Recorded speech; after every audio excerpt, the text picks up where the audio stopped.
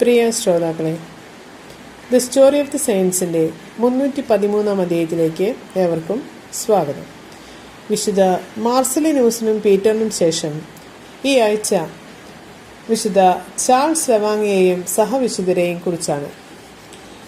അപരിഷ്കൃതരായ അവിശ്വാസികളിൽ നിന്നും ക്രിസ്തുമതത്തിലേക്ക് മതപരിവർത്തനം ചെയ്ത 22 ഉഗാണ്ടൻ രക്തസാക്ഷികളിൽ ഒരാളായിരുന്നു ചാൾസ്.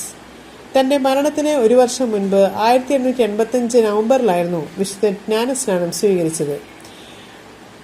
തുടർന്ന് വിശുദ്ധൻ ഒരു ധർമ്മിഷ്ഠനായ നേതാവായി തീർന്നു. ചാൾസ് അവിടുത്തെ രാജധാനിയിലെ സേവകരുടെ മുഖ്യനും കൊട്ടാരത്തിലെ ഏറ്റവും ശക്തനായ കായിക അഭ്യാസിയുമായിരുന്നു. ഉഗാണ്ട രാജ്യത്തിലെ ഏറ്റവും സുമുഖനായ പുരുഷൻ എന്ന വിശേഷണവും വിശുദ്ധനുണ്ടായിരുന്നു. ചാൾസ് തന്റെ കൂട്ടുകാർക്ക് കത്തോലിക്ക വിശ്വാസത്തെക്കുറിച്ച് പറഞ്ഞു കൊടുക്കുകയും തന്റെ സഹസേവകരെ ജ്ഞാനസ്നാനപ്പെടുത്തുകയും ചെയ്തു. തന്റെ സഹചാരികളെ വിശുദ്ധൻ വിശ്വസ്തരും വിശുദ്ധിയുള്ളവരുമായിരിക്കുവാൻ പ്രേരിപ്പിച്ചു. ബബൻഡൻ ഭരണാധികാരിയായിരുന്ന വാൻഗായുടെ അസന്മാർഗിക പ്രവർത്തനങ്ങളിൽ നിന്നും സ്വവർഗ ലൈംഗിക ചൂഷണങ്ങളിൽ നിന്നും വിശുദ്ധൻ സഹപ്രവർത്തകരെ സംരക്ഷിച്ചു. വാൻഗ അന്ധവിശ്വാസിയും വിജാതീയനുമായിരുന്ന രാജാവായിരുന്നു. ആദ്യമൊക്കെ അദ്ദേഹം കത്തോലിക്ക മതത്തോട് സഹിഷ്ണുതാപൂർവമായിരുന്നു പെരുമാറിയിരുന്നത്. പക്ഷേ അദ്ദേഹത്തിന്റെ മുഖ്യ സഹായിയായിരുന്ന കാഡിക്കിരോ പതിയെ രാജാവിന്റെ മനസ്സിലേക്ക് വർഗീയ വിഷം കുത്തിവെച്ചു.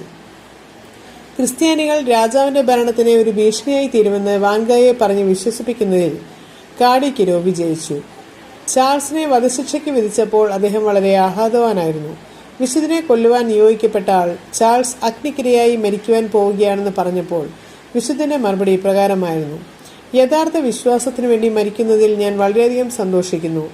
തീയിൽ വെന്തുരുകുമ്പോഴും വിശുദ്ധൻ വേദന കൊണ്ട് ചെറുതായി പോലും കരഞ്ഞില്ല. പകരം എൻ്റെ ദൈവമേ എന്ന് വിളിക്കുക മാത്രമാണ് ചെയ്തത്. 1886 ജൂൺ 3 വാൻഗായുടെ ഉത്തരവ് പ്രകാരം വിശുദ്ധനെ അഗ്നിക്കിരയാക്കി കൊലപ്പെടുത്തിയത്.